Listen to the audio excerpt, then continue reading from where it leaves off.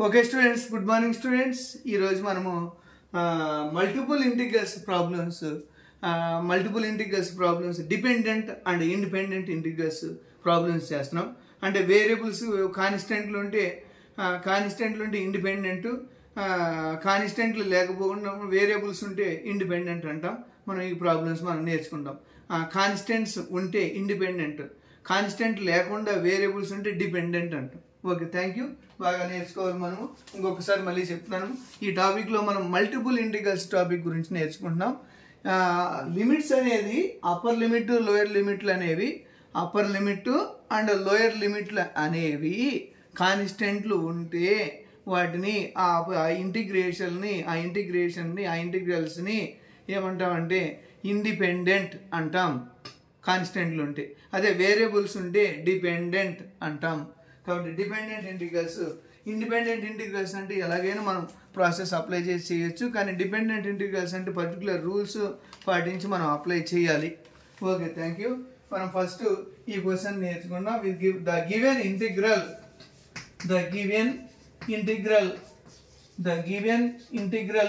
Is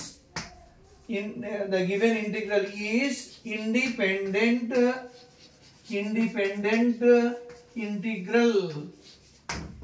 The given integral is independent integral. Then apply method 0 to 1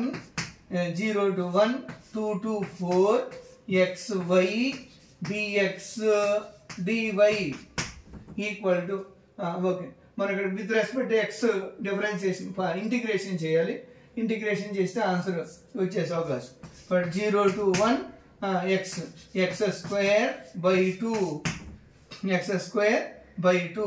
ఎంత వస్తుంది answer?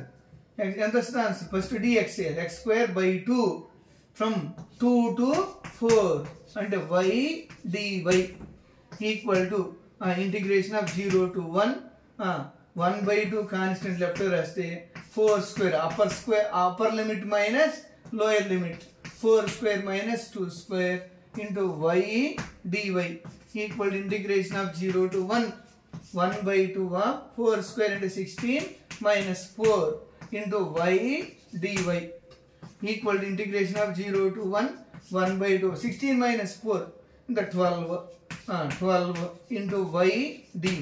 Cancellation చేసాం అనుకోండి 2 6 కాబట్టి 6 equal to integration of 0 to 1 6y dy. ఇందులో 6 constant left రాసాం అనుకోండి 0 to 1 y dy equal 6 into y square by 2 from 0 to 1. Okay, integration of y formula y square by 2. Integration of y formula y square by 2. కాబట్టి 2 6 cancel చేస్తే 3 వస్తుంది. కాబట్టి 3 into 1 square minus 0 square, upper limit minus lower limit.